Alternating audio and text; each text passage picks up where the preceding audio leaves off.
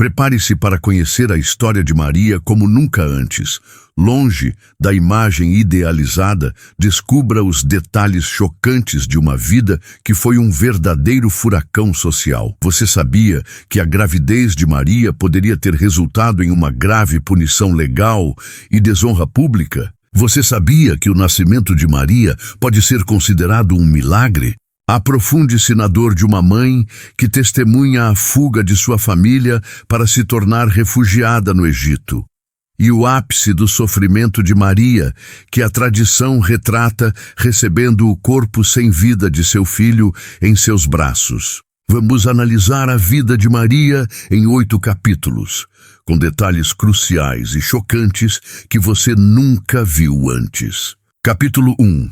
Origens misteriosas e a revelação inesperada. A pequena Nazaré, um nome que ecoa com uma humildade quase anônima nos anais da história antiga, era o palco improvável para o início de uma das narrativas mais impactantes da humanidade. Longe do esplendor de Jerusalém ou da efervescência romana de Séforis, a apenas alguns quilômetros, esta vila galileia, cravada em encostas rochosas, era o lar de camponeses. E foi aqui, em um período que estimamos ser por volta do final do século I a.C., que uma jovem chamada Maria viveu uma existência que, à primeira vista, parecia indistinguível da de suas contemporâneas. Seu nascimento é comumente situado em torno de 18 a.C. A 16 a.C., embora essas datas sejam baseadas em tradições e não em registros históricos diretos. Para desvendar a figura de Maria, é imperativo ir além das representações idealizadas. Ela não era uma abstração divina, mas uma mulher judia do século I, imersa nas complexidades sociais, religiosas e culturais de seu tempo. Documentos apócrifos, como o proto-evangelho de Tiago, escrito provavelmente no século II d.C., oferecem uma visão sobre suas origens, narrando que seus pais, Ana e Joaquim, eram figuras de notável retidão. A tradição de seu nascimento, concebida após anos de infertilidade de Ana, já sugere uma predestinação, uma intervenção divina que precede até mesmo o anúncio de seu papel como mãe do Messias. Essa perspectiva, embora extracatólica,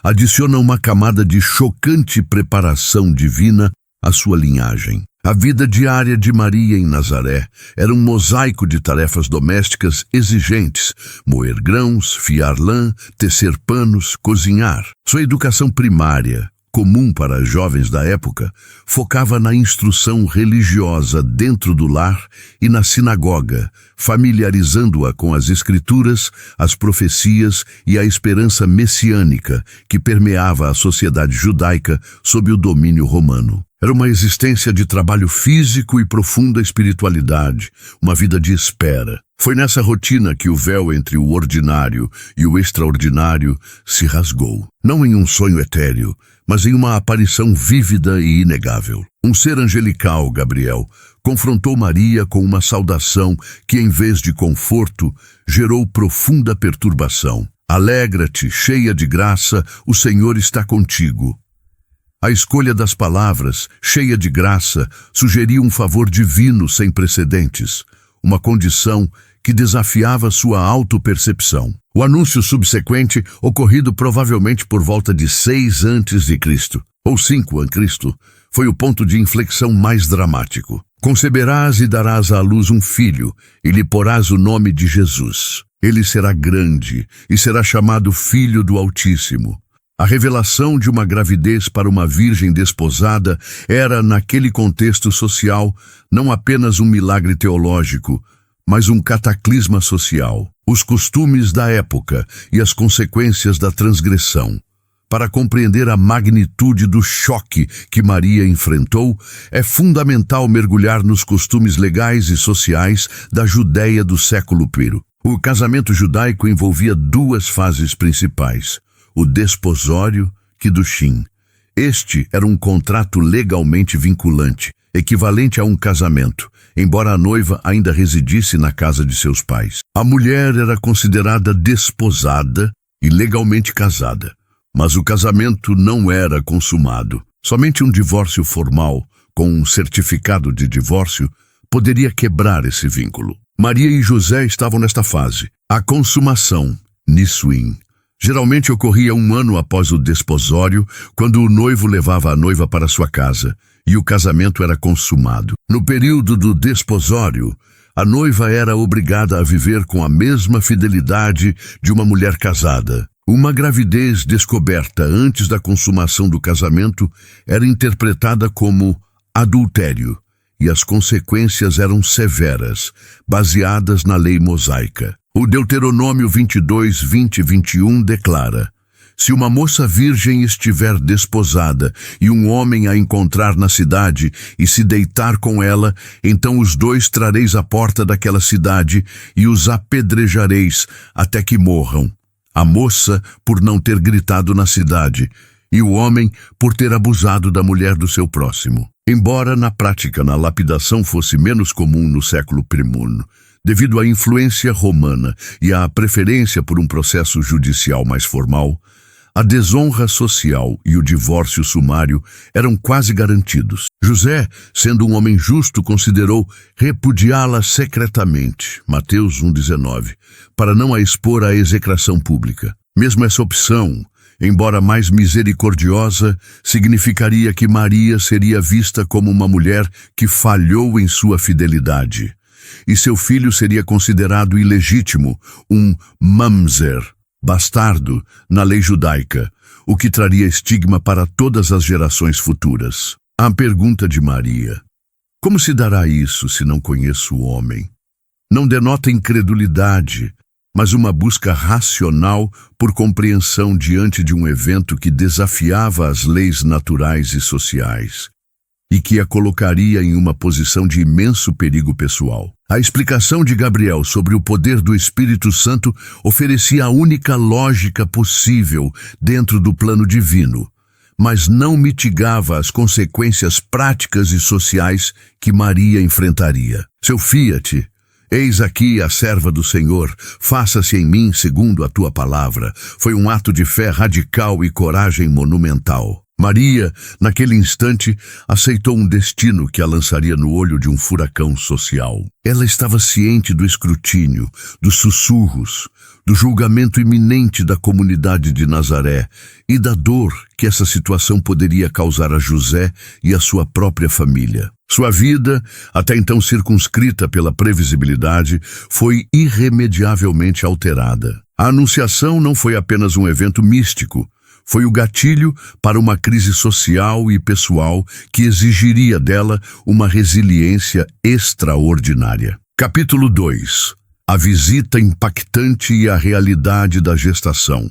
Após o anúncio do anjo Gabriel, a vida de Maria, uma jovem de Nazaré, foi irrevocavelmente alterada. Com a promessa de uma gravidez divina e a consciência das implicações sociais severas, especialmente em uma cultura que via a gravidez fora do casamento consumado com extrema reprovação, conforme discutido no capítulo 1, Maria se viu em uma posição de isolamento. É nesse contexto de vulnerabilidade e necessidade de validação que se insere sua urgente e inesperada viagem para a Judéia, um evento que, embora narrado brevemente em Lucas 1:39 e 56, é rico em detalhes chocantes e significado. A urgência da partida e o deslocamento físico.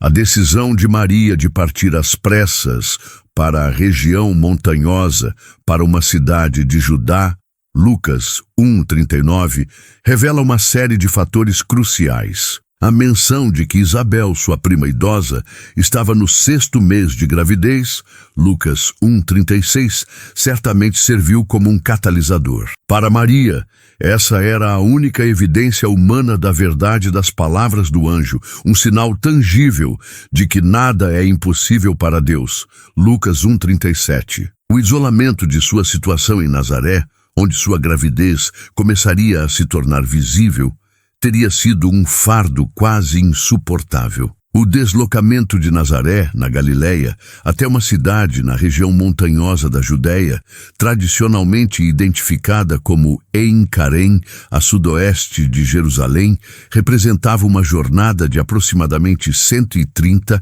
a 150 quilômetros. Para uma jovem mulher no final do ano 6 a.C., ou início de 5 a.C., já nos primeiros meses de gravidez, provavelmente entre o primeiro e o terceiro mês, dado o tempo que ficou com Isabel, essa viagem era árdua e perigosa. Não há menção de Maria ter um séquito ou proteção. É provável que tenha viajado em caravana, comum para a segurança nas estradas da época, mas ainda assim enfrentou os desafios de terrenos acidentados, a ameaça de bandidos e a exposição às intempéries. Para uma mulher grávida, os longos dias de caminhada ou a montaria em um jumento teriam causado fadiga e desconforto consideráveis. A vulnerabilidade física de Maria durante essa jornada é um detalhe chocante que contrasta com a santidade de sua missão. Longe de uma viagem idílica, foi um ato de fé e determinação sob condições adversas. O encontro profético e a validação divina. Ao chegar à casa de Zacarias e Isabel, Maria saudou sua prima. O que se seguiu é um dos momentos mais poderosos e confirmadores da narrativa. Assim que Isabel ouviu a saudação de Maria, a criança, João Batista, estremeceu em seu ventre e Isabel ficou cheia do Espírito Santo. Lucas 1:41. Esse salto de João Batista não foi meramente um movimento fetal. É descrito como um reconhecimento profético. João, ainda no ventre, reconheceu a presença de seu Senhor no ventre de Maria, contextualizando João Batista, o precursor prometido. Para entender a profundidade desse reconhecimento, é vital contextualizar João Batista. Ele não era uma criança comum. Sua própria concepção havia sido milagrosa, anunciada pelo mesmo anjo Gabriel a Zacarias, um sacerdote idoso, e a sua esposa Isabel, que era estéril e também de idade avançada. Lucas 1:5-25. O anjo havia profetizado que João seria cheio do Espírito Santo desde o ventre de sua mãe. Lucas 1:15. E que ele seria o precursor do Messias, aquele que prepararia um povo bem disposto para o Senhor. Lucas 1:17. Essencialmente, João era a ponte viva entre as profecias do Antigo Testamento sobre a vinda do Elias, que prepararia o caminho para o Senhor. Malaquias 4:5-6. E a chegada iminente do Messias. No futuro, este mesmo João Batista viria a ser o profeta que batizaria Jesus Cristo no Rio Jordão, marcando o início público do ministério de Jesus e testemunhando a descida do Espírito Santo sobre ele, com a voz do Pai, confirmando sua filiação divina. Mateus 3:13-17. Portanto, o salto de João no ventre de Isabel, ao ouvir a voz de Maria, não foi um reflexo aleatório, foi um cumprimento profético, uma resposta espiritual do precursor à presença do Salvador. Isabel, então, cheia do Espírito Santo, proferiu uma bênção que serviu como a validação suprema para Maria. Bendita és tu entre as mulheres, e bendito é o fruto do teu ventre. E de onde me provém isto, que me venha visitar a mãe do meu Senhor? Pois logo que a voz da tua saudação chegou aos meus ouvidos, a criança exultou de alegria no meu ventre. Bem-aventurada aquela que creu, porque se hão de cumprir as coisas que da parte do Senhor lhe foram ditas. Lucas 1:42-45. Este momento é crucial. Em meio à incerteza social e ao risco pessoal, Maria encontrou em Isabel não apenas uma parente, mas uma profetisa que confirmou a verdade de sua experiência sobrenatural. O choque aqui é a intensidade dessa validação, que transcende a mera compreensão humana. Isabel, inspirada divinamente, reconhece o status de Maria como a mãe do meu Senhor, antes mesmo que qualquer sinal exterior da gravidez de Maria fosse evidente. Esse reconhecimento público e profético teria sido um bálsamo para a alma de Maria, acalmando seus medos e fortalecendo sua fé. O Magnificat, um cântico de revolução e fé, Em resposta à validação de Isabel, Maria irrompeu em um cântico que se tornou um dos hinos mais célebres do cristianismo, o Magnificat, Lucas 1, 46, 55. Este não é apenas um agradecimento pessoal, é uma profunda declaração teológica e social, revelando a percepção de Maria sobre o plano de Deus para a humanidade. Minha alma engrandece ao Senhor, e o meu espírito se alegra em Deus, meu Salvador, porque Ele atentou para a humildade de sua serva. De agora em diante, todas as gerações me chamarão bem-aventurada, porque o Poderoso fez grandes coisas em meu favor. Santo é o seu nome. Lucas 1, 46, 49. A partir daí, o cântico se expande para uma visão messiânica de justiça social. Deus dispersou os soberbos nos pensamentos dos seus corações, derrubou dos tronos os poderosos e exaltou os humildes, encheu de bens os famintos e despediu vazios os ricos. Lucas 1, 51, 53. O detalhe chocante do Magnificat é sua audácia. Não é o cântico de uma jovem ingênua, mas de alguém que compreende as implicações revolucionárias da vinda do Messias.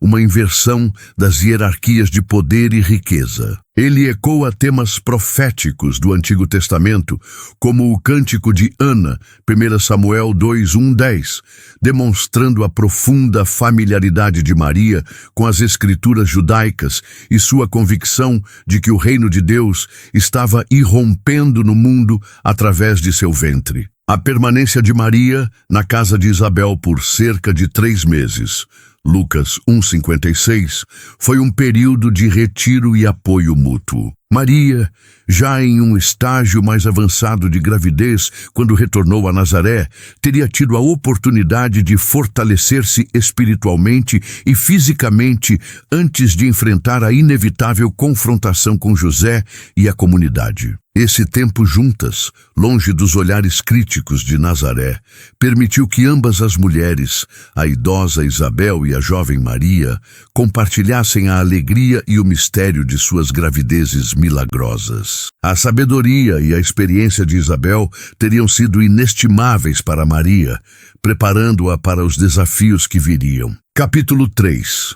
O dilema de José e o nascimento inesperado. De volta a Nazaré, após os 3 meses passados com Isabel na Judéia, conforme Lucas 1,56, Maria carregava não apenas a promessa divina em seu ventre, mas também a dura realidade de uma gravidez que começava a se tornar visível. A comunidade naturalmente observaria. O próximo grande desafio e o epicentro de detalhes chocantes para este período reside na figura de José, seu desposado. A narrativa, apresentada com notável sobriedade em Mateus 1:18-25, revela a profundidade de seu dilema moral e social. O justo dilema de José era um carpinteiro, tecton, uma profissão que na Galileia do século I envolvia trabalhar com madeira, pedra e metal, indicando um homem prático e trabalhador. Mais importante, ele é descrito como um homem justo, Mateus 1:19. Naquele contexto judaico, ser justo significava ser profundamente obediente à lei mosaica, um homem de princípios morais e religiosos elevados. Ao descobrir a gravidez de Maria, um evento que, aos olhos de qualquer contemporâneo, só poderia significar infidelidade durante o período de desposório, José se viu em uma encruzilhada legal e emocional insuportável. Conforme discutido no capítulo 1, a lei judaica era inequívoca. A mulher encontrada grávida fora do casamento consumado era considerada adúltera. A pena poderia ser severa, Deuteronômio 22, 20 e 21. No entanto, a justiça de José não era sinônimo de rigidez punitiva. Ele não desejava expor Maria à ignomínia pública ou à potencial pena de morte. Sua decisão inicial foi repudiá-la secretamente, Mateus 1:19. Este detalhe chocante mostra a compaixão de José.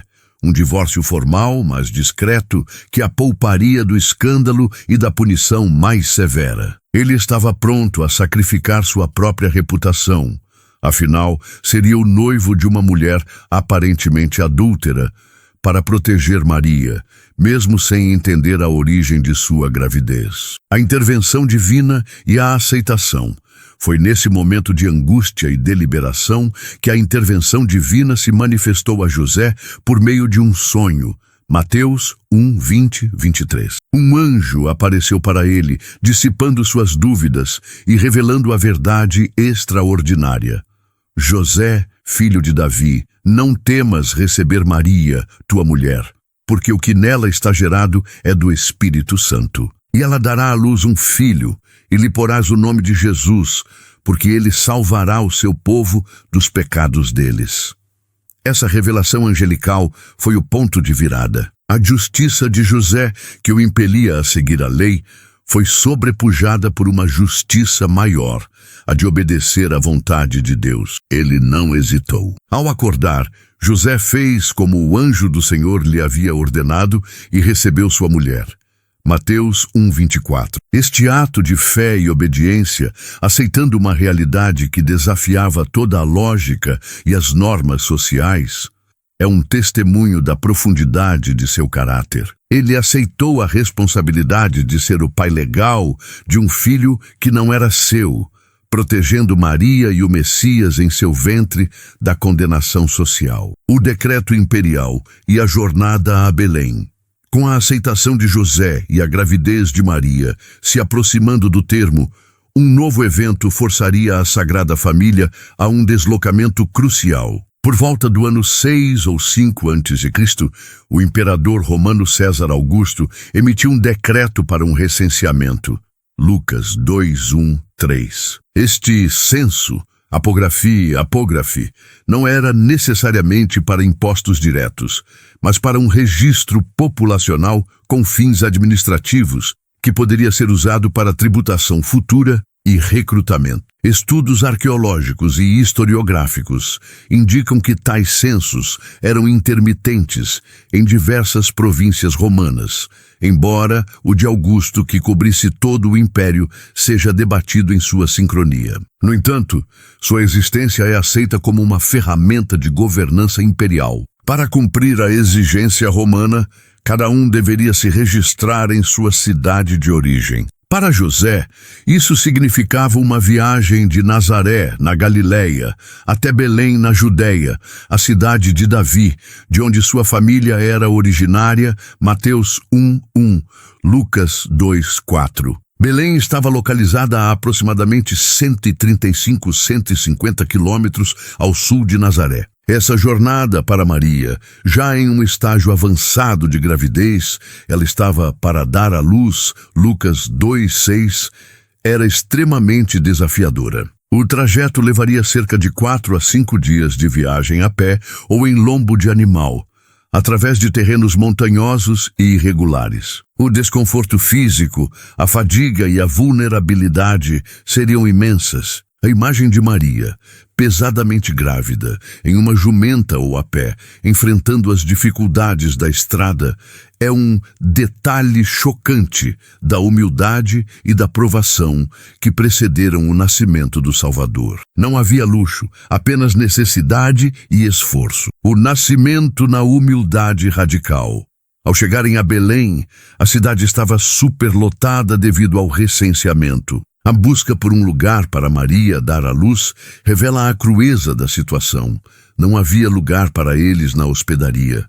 Lucas 2:7. A hospedaria, Catalima, pode se referir a uma pousada comercial ou, mais provavelmente, a um quarto de hóspedes em uma casa particular que estava já ocupado. Isso os forçou a encontrar refúgio em um espaço adjacente, que era comumente usado para abrigar animais. Arqueólogos e estudiosos bíblicos sugerem que pode ter sido uma caverna natural ou uma estrutura de pedra que servia como estábulo para animais domésticos, muitas vezes integrada à parte inferior das casas da época. Foi nesse ambiente simples, com cheiro de animais e a ausência de qualquer conforto, que Jesus nasceu. Maria deu à luz o seu filho primogênito, enfaixou-o e o deitou numa manjedoura. Lucas 2:7. A manjedoura, um coxo de alimentação para animais, serviu de berço. Este é talvez o detalhe chocante mais potente do nascimento de Jesus.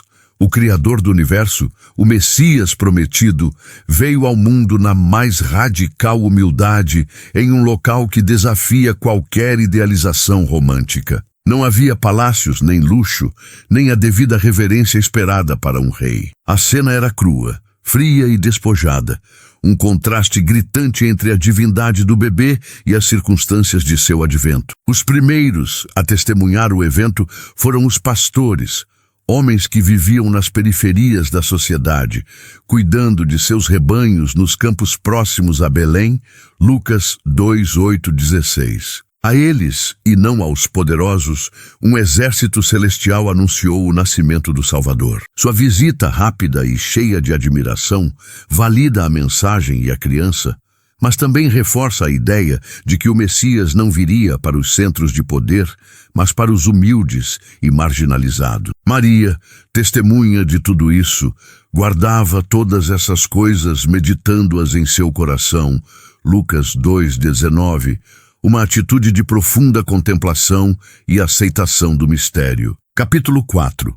Encontros proféticos e a fuga urgente. O nascimento de Jesus em Belém, em uma manjedoura humilde, representou o ápice da expectativa messiânica para Maria e José. No entanto, a calma e a alegria daquele momento seriam efêmeras. Este capítulo vai mergulhar nos eventos que se seguiram imediatamente ao parto, revelando encontros proféticos que validaram a identidade do recém-nascido, mas que também prenunciaram um futuro de sofrimento. O ápice do drama será a fuga urgente para o Egito, um detalhe chocante que transforma a Sagrada Família em refugiados, marcando uma abrupta transição da paz do nascimento para o terror da perseguição. Ritos de apresentação e purificação, profecias sombrias, 40 dias após o nascimento de Jesus, conforme a lei mosaica exigia, Levítico 12:1-8, Maria e José deveriam realizar a purificação de Maria e a apresentação do primogênito no Templo de Jerusalém. Este evento, ocorrido provavelmente no início de 4 a.C., ou final de 5 a.C., exigia um curto deslocamento de Belém a Jerusalém, uma distância de aproximadamente 10 quilômetros. Maria, ainda em recuperação pós-parto, e José carregando o recém-nascido, cumpriram essa obrigação legal, oferecendo um par de rolas, ou 2 pombinhos, a oferta permitida para os mais pobres. Lucas 2:24. No templo, a família encontrou 2 figuras notáveis, Simeão e Ana. Simeão, um homem justo e piedoso que esperava a consolação de Israel, foi divinamente inspirado a ir ao templo naquele dia. Ao tomar Jesus nos braços, ele proferiu uma profecia de imenso significado e para Maria um presságio de dor. Agora, Senhor, podes despedir o teu servo em paz, segundo a tua palavra, pois os meus olhos viram a tua salvação, que preparaste à vista de todos os povos, luz para revelação aos gentios e glória para o teu povo Israel. Lucas 2:29-32. Entretanto, Simeão se dirigiu especificamente a Maria com palavras que trariam um choque de dor materna. Eis que este menino está destinado para a queda e para o levantamento de muitos em Israel, e para sinal de contradição, e uma espada traspassará a tua própria alma, para que se manifestem os pensamentos de muitos corações. Lucas 2:34-35. Essa profecia, inserida tão cedo na vida de Jesus, serve como um prenúncio brutal do sofrimento que Maria enfrentaria. A espada não era literal, mas uma metáfora para a angústia profunda e a dor aguda que ela sentiria ao testemunhar a rejeição e a crucificação de seu filho. Logo em seguida, Ana, uma profetisa idosa que servia no templo, também reconheceu o menino e falava dele a todos os que esperavam a redenção de Jerusalém. Lucas 2:38. Esses encontros no templo, embora cheios de alegria e validação, plantaram a semente do sofrimento futuro no coração de Maria. A chegada dos magos e o perigo iminente de Herodes. Pouco tempo depois do nascimento de Jesus, provavelmente enquanto a família ainda estava em Belém, Mateus 2:1-12, um novo conjunto de visitantes chegou. Os magos do Oriente. Não eram reis no sentido comum, mas possivelmente astrólogos ou sábios persas, babilônicos, estudiosos dos céus e das profecias. Sua longa jornada, guiada por uma estrela, culminou na adoração ao rei dos judeus que havia nascido. Seus presentes, ouro, incenso e mirra, eram simbólicos. Ouro para a realeza, incenso para a divindade e mirra, usada em unções fúnebres, como um sombrio prenúncio da morte e sepultamento de Jesus. A visita dos magos, no entanto, teve uma consequência catastrófica.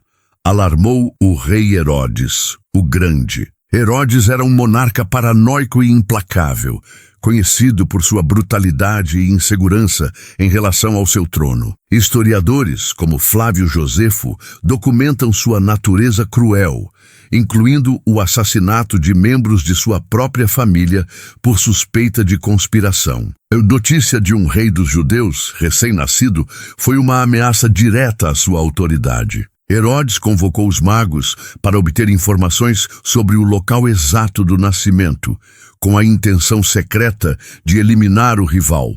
Mateus 2:7-8. A matança dos inocentes e a fuga para o Egito. Quando os magos, advertidos em sonho, não retornaram a Herodes, a fúria do rei eclodiu. Num ato de terror indizível e chocante crueldade, Herodes ordenou a matança de todos os meninos de Belém e seus arredores com menos de 2 anos de idade.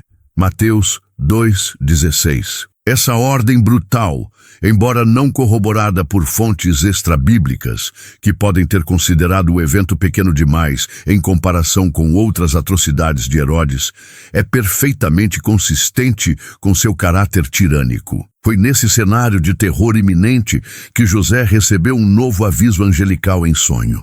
Levanta-te, toma o menino e sua mãe, e foge para o Egito, e fica lá até que eu te avise, porque Herodes há de procurar o menino para o matar.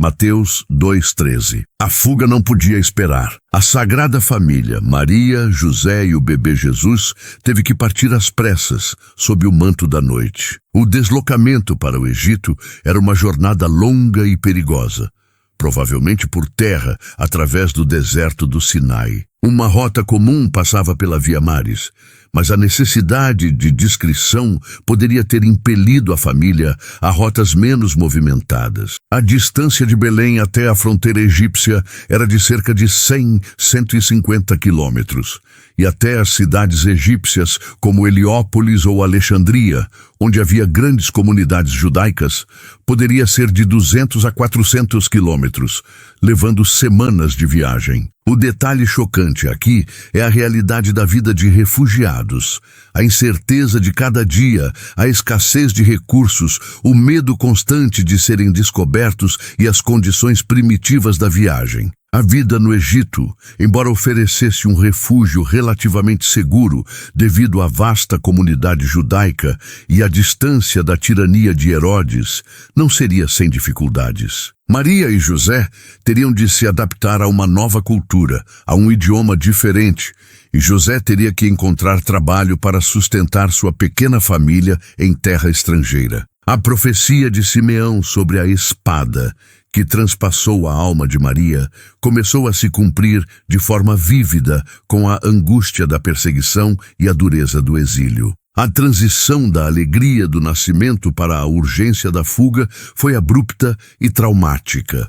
Um testemunho da precariedade da vida em um mundo hostil à luz que acabara de nascer. Reflexões apócrifas sobre a fuga para o Egito. É neste ponto da narrativa que as tradições apócrifas adicionam seus próprios detalhes chocantes e maravilhosos, preenchendo as lacunas do relato canônico. Embora não sejam aceitas como parte da escritura inspirada, textos como o Evangelho do Pseudo-Mateus ou o Evangelho árabe da infância ilustram a necessidade humana de imaginar os eventos milagrosos de forma mais vívida e com intervenções divinas espetaculares. Nesses relatos, a jornada para o Egito é pontuada por milagres extraordinários. Palmeiras que se curvam. Uma palmeira se curva para Maria e José pegarem seus frutos, e uma fonte de água jorra de suas raízes para saciar a sede da família. Pseudo-Mateus 20. Idolatria derrubada. Quando a Sagrada Família entra no Egito, os ídolos dos templos egípcios caem e se quebram. Pseudo-Mateus 22. Cumprindo uma profecia de Isaías 19:1 sobre o Senhor vindo ao Egito. Animais selvagens mansos, bestas feras do deserto, como leões, leopardos e dragões, tornam-se mansos e acompanham a família em sua jornada, protegendo-os. Pseudo-Mateus 18:19. Curas milagrosas. Jesus, ainda criança, é retratado realizando curas e exorcismos no Egito. Essas narrativas apócrifas, por mais fantásticas que sejam, sublinham a crença fervorosa na proteção divina que acompanhava a Sagrada Família, mesmo nas circunstâncias mais perigosas. Elas também revelam a forma como a devoção popular buscou consolo e inspiração, transformando a dura realidade do refúgio em uma história de triunfo milagroso. Embora os evangelhos canônicos não os incluam, esses contos moldaram a imaginação de gerações de crentes, reforçando a ideia de que o Filho de Deus estava seguro sob os cuidados de Maria e José, mesmo em uma terra estranha e longe de casa. Capítulo 5. O retorno e os anos ocultos em Nazaré. Após a dramática fuga para o Egito, a Sagrada Família, composta por Maria, José e o menino Jesus, embarcou em uma jornada de retorno que os levaria à aparente normalidade da vida em Nazaré. Este capítulo explora os longos e pouco documentados anos ocultos, um período crucial de crescimento e desenvolvimento para Jesus e de profunda reflexão e mistério para Maria. Nele, também abordaremos a significativa, porém silenciosa, morte de José. O fim do exílio e o regresso a Nazaré. A ameaça que impulsionou a fuga para o Egito cessou com a morte de Herodes, o Grande, por volta de 4 a.C. Fonte: Flávio Josefo, Antiguidades Judaicas. Um anjo instruiu José em sonho a retornar a Israel. Mateus 2:19-20. Embora a intenção inicial pudesse ser a Judéia, o governo tirânico de Arquelau, filho de Herodes, confirmado por Tácito e Josefo, levou José a desviar-se para a mais segura Galiléia, sob o domínio de Herodes Antipas. Assim, a família se restabeleceu em Nazaré, sua cidade de origem. Mateus 2:22-23. Esta longa viagem de centenas de quilômetros do Egito à Galiléia representou mais um desafio de resiliência para Maria e José, reafirmando sua fé e obediência. Os anos silenciosos em Nazaré, crescimento e mistério. Os evangelhos canônicos são notavelmente concisos sobre a vida de Jesus entre seu retorno do Egito, por volta de 2 a.C., ou 1 a.C., e o início de seu ministério público, cerca de 29-30 d.C. Lucas 2:52 sintetiza: Jesus crescia em sabedoria, estatura e graça diante de Deus e dos homens. Este silêncio, um detalhe chocante em si, sugere uma vida de aparente normalidade em uma modesta vila agrícola, como revelam estudos arqueológicos de Nazaré. Nesse ambiente, Maria exerceu uma maternidade singular. Ela educava Jesus nos preceitos da fé judaica, enquanto José o ensinava o ofício de tecton, carpinteiro. Em rotina era de trabalho, oração e festas anuais. Para Maria, ver seu filho, o Messias divino, crescer em uma vida tão comum era um constante objeto de meditação. Ela guardava todas essas coisas em seu coração. Lucas 2:51. ponderando o mistério entre a humanidade de seu filho e sua verdadeira identidade. O incidente no templo e a consciência de Jesus. O único vislumbre bíblico desses anos ocorre quando Jesus tem 12 anos, Lucas 2, 41, 51, por volta de 8 ou 9 d.C. Durante uma peregrinação à Páscoa em Jerusalém, Jesus se afastou da família. Após 3 dias de angústia de Maria e José, um detalhe chocante da aflição parental, eles o encontraram no templo, debatendo com os doutores da lei. A resposta de Jesus: "Não sabíeis que me cumpria estar nas coisas de meu Pai?" Lucas 2:49, revelou sua precoce consciência divina, perplexidade para seus pais e um lembrete do destino que o esperava. Ainda que Maria não compreendesse totalmente, ela continuava a guardar essas coisas em seu coração. A ausência de José, uma perda silenciosa. É nesse período dos anos ocultos que a tradição e a evidência indireta dos evangelhos sugerem a morte de José. A Bíblia não a registra, mas sua ausência é notória em eventos posteriores do ministério de Jesus. José não é mencionado nas bodas de Caná, João 2, 1, 11, nem durante a crucificação, onde Jesus confia Maria aos cuidados do apóstolo João, João 19, 26, 27. Esta entrega de Maria a João é um forte indício de que ela já era viúva e não tinha um marido para protegê-la. Portanto, a morte de José é amplamente situada entre o incidente no templo, quando Jesus tinha 12 anos, e o início de seu ministério público, por volta dos 30 anos. Textos apócrifos, como a história de José, o carpinteiro, séculos IV c.D., tentam preencher essa lacuna, retratando José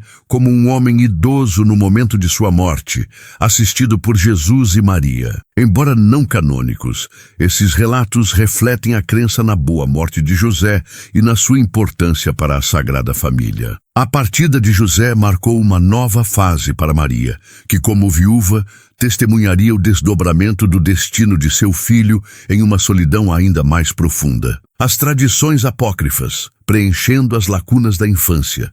O silêncio sobre a infância de Jesus, nos evangelhos canônicos, deu origem a diversos textos apócrifos, como o Evangelho da Infância de Tomé e o Evangelho do Pseudo-Mateus. Essas narrativas, embora não aceitas como inspiradas, oferecem detalhes chocantes sobre como as primeiras comunidades imaginavam o crescimento de Jesus. Elas o retratam como um menino que realiza milagres espetaculares, ou até vingativos, com Maria frequentemente tentando controlar seus poderes. Tais histórias, ainda que fantasiosas, ilustram a curiosidade popular e o esforço em preencher a lacuna do mistério da encarnação, revelando como a figura de Jesus e sua família eram concebidas para além dos limites bíblicos. Os anos em Nazaré foram a forja silenciosa, onde a divindade se manifestou na rotina, e onde Maria, a mãe, vivenciou a aparente normalidade, enquanto o peso do destino de seu filho e a ausência de seu esposo moldavam sua fé. Capítulo 6. O início do ministério e os desafios maternos de Maria. Após os anos de vida pacata em Nazaré, onde Jesus amadureceu em sabedoria e estatura sob o olhar atento de sua mãe e do falecido José, a vida de Maria entrou em uma nova e complexa fase. Por volta de 29 e 30 d.C., Jesus, aos cerca de 30 anos, iniciou publicamente seu ministério. Para Maria, essa transição marcou o fim da familiaridade doméstica e o início de uma jornada de observação, desafios e uma dor chocante que a obrigaria a se desapegar e aceitar o destino de seu filho. Caná da Galileia, o primeiro sinal e a atitude de Maria. Um dos primeiros eventos públicos de Jesus e no qual Maria desempenha um papel central são as bodas de Caná, João 2, 1, 11. Este casamento ocorreu em Caná, uma pequena localidade na Galileia, que ficava a aproximadamente 7 a 9 quilômetros de Nazaré. Para Maria, era uma vila vizinha. e sua presença na festa, possivelmente de parentes ou amigos próximos, seria natural e esperada. Ela era parte ativa da comunidade, e a celebração de um casamento era um evento social de grande importância. A inesperada falta de vinho na festa, um vexame para os anfitriões na cultura da época, foi percebida por Maria. Sua intervenção: eles não têm mais vinho, João 2:3. Não é apenas uma observação, mas uma sutil intercessão, um convite para que Jesus agisse. A resposta de Jesus: que tenho eu contigo, ó mulher, ainda não é chegada a minha hora, João 2:4. Pode soar brusca, mas é interpretada por muitos estudiosos como uma demarcação teológica. A hora de sua manifestação messiânica seria definida por Deus, não por necessidades humanas imediatas. Contudo, a reação de Maria é o detalhe chocante de sua fé. Fazei tudo o que ele vos disser. João 2:5. Sua confiança inabalável levou ao primeiro milagre público de Jesus, transformando água em vinho e manifestando a sua glória. João 2:11. Para Maria, esse foi um momento de poderosa validação, um atestado claro de que o poder divino de seu filho estava de fato se manifestando. O distanciamento necessário e a incompreensão familiar. À medida que Jesus se lançava em seu ministério, viajando por vilas e cidades da Galileia e Judeia, Maria experimentou um distanciamento que deve ter sido doloroso. Jesus estava agora focado em sua missão divina, e sua vida itinerante o afastava dos laços familiares tradicionais. Um episódio em Marcos 3:20-21 e 3:31-35 ilustra bem essa tensão. Quando Jesus estava imerso em sua pregação e curas, a ponto de ser exaustivo, sua mãe e seus irmãos vieram ao seu encontro, pois diziam: ele está fora de si. Este é um detalhe chocante. Até mesmo sua família mais próxima, incluindo Maria, embora seu papel aqui seja mais o de uma mãe preocupada do que de uma descrente, demonstrava incompreensão ou preocupação com a intensidade e o estilo de vida radical que Jesus adotara. Ou menção a esses irmãos de Jesus, nomeados em Mateus 13:55-56 como Tiago, José, Simão e Judas, além de irmãs, é um ponto de notável discussão teológica. Para algumas tradições cristãs, como a católica romana, a palavra grega adelphoi, irmãos, pode se referir a primos ou parentes próximos, mantendo a doutrina da virgindade perpétua de Maria. Outras, como a ortodoxa, sugerem que seriam meio-irmãos, filhos de José de um casamento anterior. Já para muitas denominações protestantes, a interpretação mais direta é que seriam filhos biológicos de Maria e José, nascidos após Jesus. Independentemente da interpretação exata do parentesco, o choque para Maria reside na atitude desses familiares. Eles não compreendiam a magnitude da missão de Jesus, chegando a pensar que ele estava fora de si, o que certamente gerou preocupação e talvez constrangimento para a mãe. A resposta de Jesus, ao ser informado que sua família o procurava: quem é minha mãe e quem são meus irmãos? Porque qualquer que fizer a vontade de Deus, esse é meu irmão, minha irmã e minha mãe. Marcos 3:33-35. Não foi uma rejeição pessoal a Maria, mas uma redefinição radical dos laços familiares. Para Maria, essa declaração devia ser um desafio profundo, talvez uma dor silenciosa. Ela estava sendo convidada a aceitar que o filho que ela havia gerado pertencia agora a uma família espiritual maior, baseada na obediência a Deus, e que sua missão divina transcendia os laços de sangue. As preocupações maternas e o prenúncio da espada.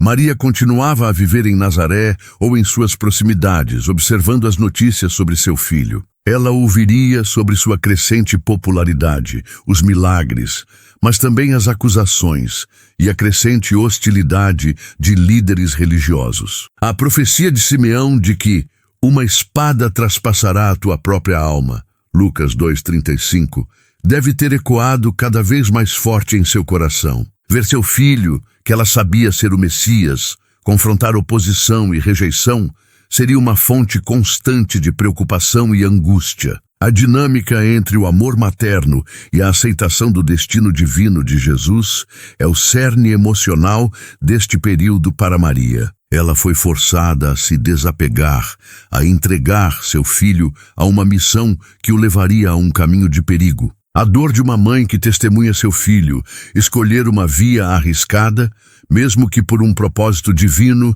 é o detalhe chocante mais íntimo e palpável deste capítulo. Maria, a mãe do Messias, assumiu o papel de espectadora de seu próprio filho, um papel de fé e sofrimento silencioso. Capítulo 7.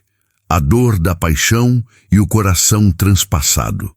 Após os anos de relativa discrição em Nazaré e os desafios iniciais do ministério público de Jesus, a vida de Maria, a mãe de Cristo, precipitou-se em um abismo de sofrimento. Este capítulo é o ponto culminante da dor profetizada por Simeão, a espada que transpassaria sua própria alma. Lucas 2:35. Ele explora os eventos da paixão de Jesus, focando na perspectiva visceral de Maria, sua impotência, sua fé inabalável e a profundidade chocante de sua dor ao testemunhar a condenação e morte de seu filho, o Messias. Jerusalém, o cenário da tragédia anunciada, a Páscoa judaica de 30 ou 33 d.C. As datas variam entre estudiosos, mas ambas se encaixam na cronologia do ministério de Jesus. Levou Jesus e seus discípulos, e provavelmente também Maria e outros familiares e seguidores, a Jerusalém. Esta cidade, centro espiritual do judaísmo, era o palco ideal para o confronto final entre a luz de Jesus e as trevas da oposição. Os eventos que antecedem a prisão de Jesus, a última ceia no cenáculo, onde ele instituiu a Eucaristia, e a agonia no Getsêmani, embora Maria não estivesse presente fisicamente em todos, ressoavam em seu coração. Ela conhecia a fragilidade da vida humana e a crescente hostilidade contra seu filho. A apreensão de Jesus no jardim do Getsêmani pelos guardas do templo e soldados romanos marcou o início de uma série de eventos que testariam os limites da fé e resistência de Maria. O julgamento e a condenação, testemunha da injustiça. Os julgamentos de Jesus foram uma sucessão de farsas legais. Primeiro diante do Sinédrio, a mais alta corte judaica, acusado de blasfêmia, e depois perante o procurador romano Pôncio Pilatos e Herodes Antipas, acusado de sedição contra Roma. Maria, sem dúvida, estaria ciente desses procedimentos. Embora não a vejamos diretamente nas cortes, sua presença em Jerusalém e seu profundo vínculo com Jesus tornam impensável que ela estivesse alheia. A ideia de que seu filho, a quem ela sabia ser puro e divino, estava sendo acusado, escarnecido, flagelado e, por fim, condenado à morte, seria uma tortura indescritível. A dor chocante aqui reside na impotência de uma mãe que vê seu filho, o Salvador do mundo, tratado como o pior dos criminosos, sem que ela possa intervir ou mitigar seu sofrimento. A via dolorosa, o encontro na estrada da dor.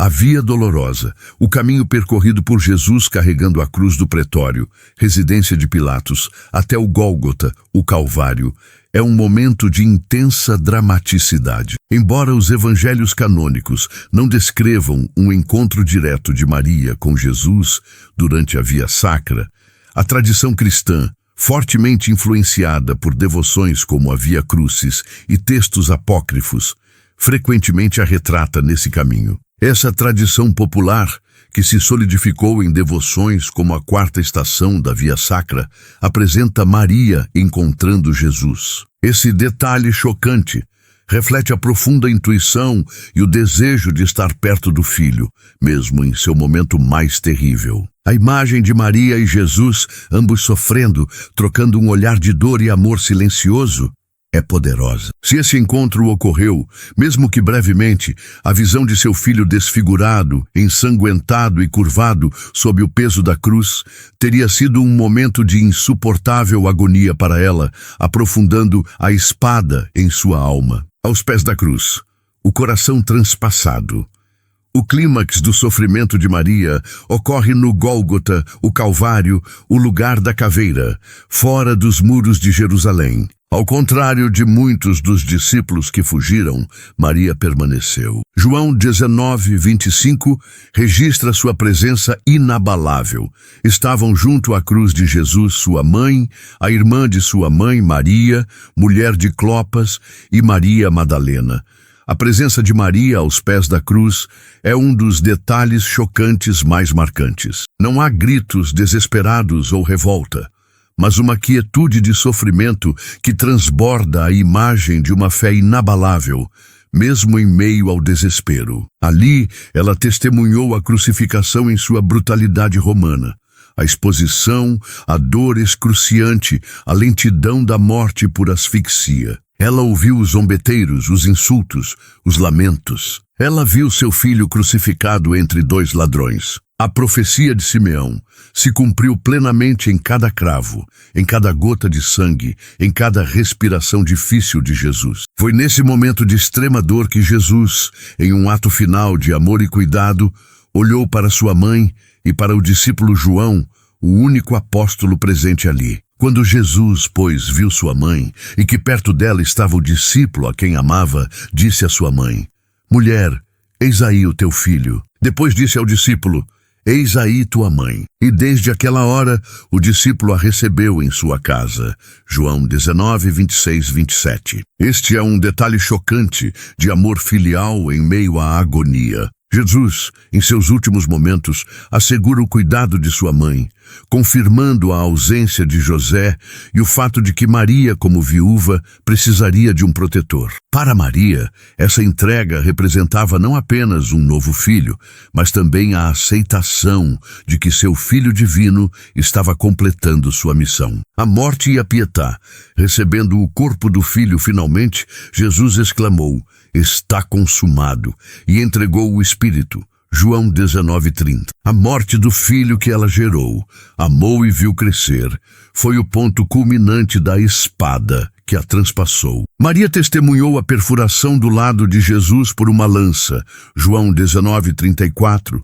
Um ato que selou o cumprimento da profecia e confirmou a morte. Posteriormente, o corpo de Jesus foi retirado da cruz por José de Arimateia e Nicodemos.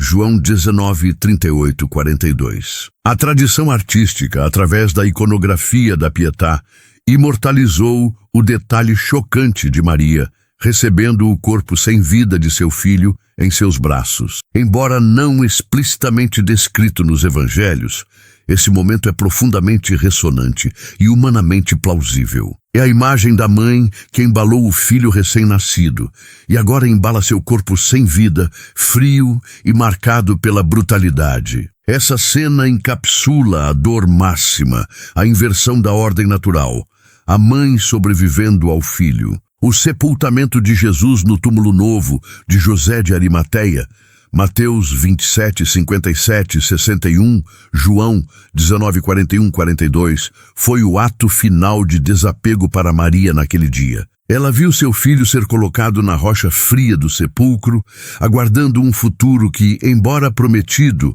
a ressurreição, ainda era um mistério envolto em luto. Capítulo 8.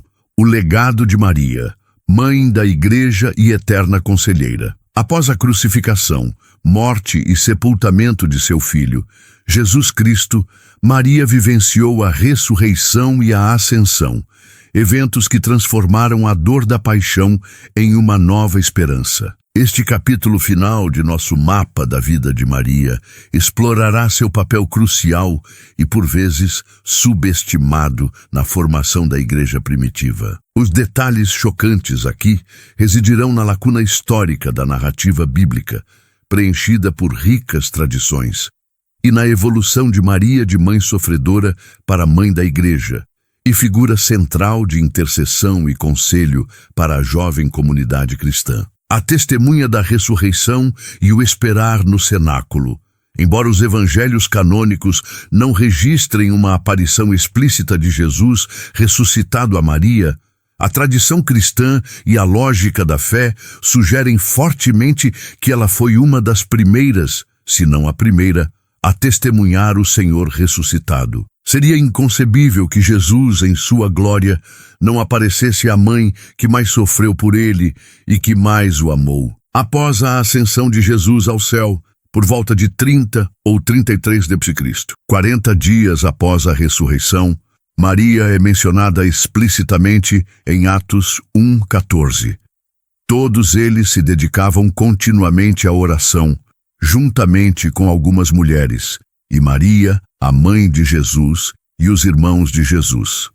Este é o último registro bíblico direto de Maria. Ela estava no cenáculo em Jerusalém, o mesmo local da última ceia, reunida com os apóstolos e outros discípulos. Sua presença ali, em oração unânime, é um detalhe chocante de sua fé perseverante. Após a dor dilacerante da cruz, ela não se isolou no luto, mas permaneceu firmemente ligada à comunidade que seu filho havia estabelecido. Pentecostes, a mãe sob o Espírito Santo. 50 dias após a Páscoa, por volta de 30 ou 33 d.C., ocorreu o evento do Pentecostes. Conforme Atos 2:1-4, todos estavam reunidos no cenáculo, quando o Espírito Santo desceu sobre eles em forma de línguas de fogo, capacitando-os a falar em outras línguas e proclamar as grandezas de Deus. Maria, como parte desse grupo, Atos 1:14,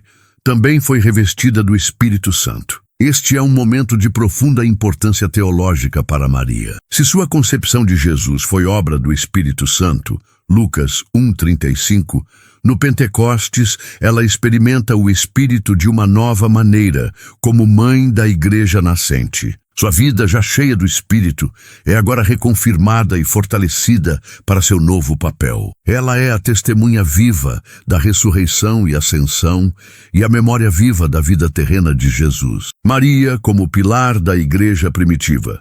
Após o Pentecostes, a narrativa bíblica silencia sobre Maria, focando na expansão da igreja pelos apóstolos. No entanto, sua presença contínua em Jerusalém, vivendo sob os cuidados do apóstolo João, a quem Jesus a confiou na cruz, João 19:26-27, é amplamente aceita pela tradição. Esse cuidado de João era essencial, pois com a morte de José, Maria estava sem um provedor e protetor direto. Maria, como a única testemunha ocular de toda a vida de Jesus, desde a anunciação até a ressurreição, excluindo os detalhes que Jesus revelou apenas a seus discípulos ou os momentos de sua divindade plena, como a transfiguração, teria sido uma fonte inestimável de informações e conselhos para os apóstolos. O detalhe chocante aqui é imaginar as conversas.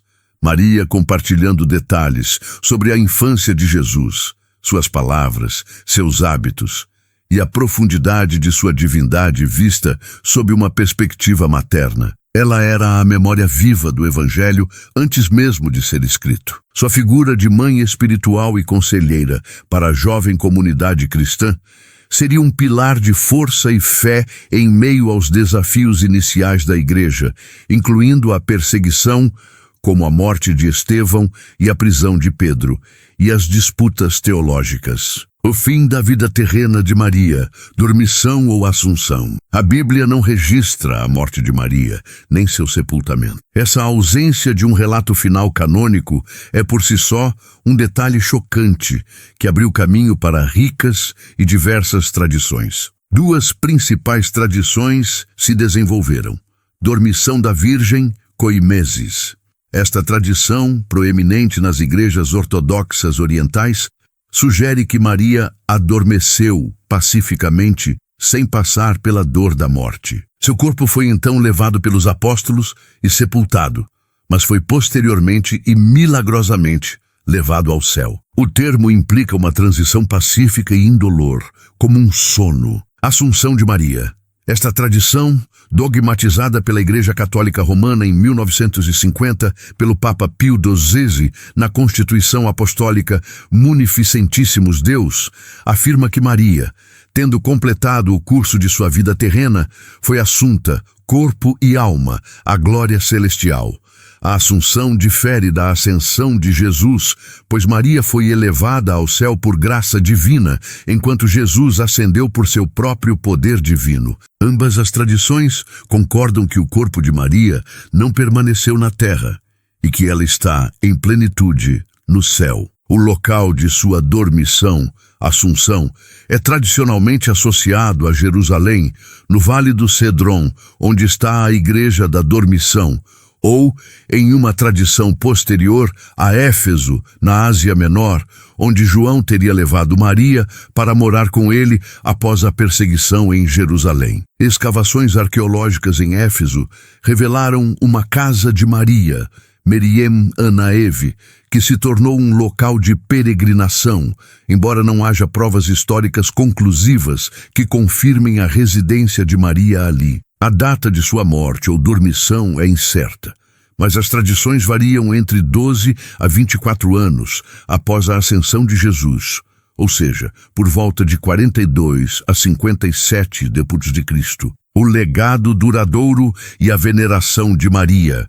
A ausência de um túmulo de Maria e a consolidação das doutrinas da dormição, Assunção, são detalhes chocantes que sublinham a crença em sua singularidade e papel especial. A figura de Maria evoluiu de uma jovem desposada de Nazaré para a Mãe de Deus, Theotokos, uma mãe sofredora aos pés da cruz, e finalmente para a Mãe da Igreja. Sua influência não se limitou ao tempo apostólico, mas cresceu exponencialmente ao longo dos séculos. A veneração a Maria se desenvolveu a partir do século II d.C., tornando-se proeminente com o Concílio de Éfeso em 431 d.C., que a declarou oficialmente Theotokos. Desde então, ela tem sido uma figura central na espiritualidade cristã, vista como modelo de fé, obediência e humildade, e como poderosa intercessora.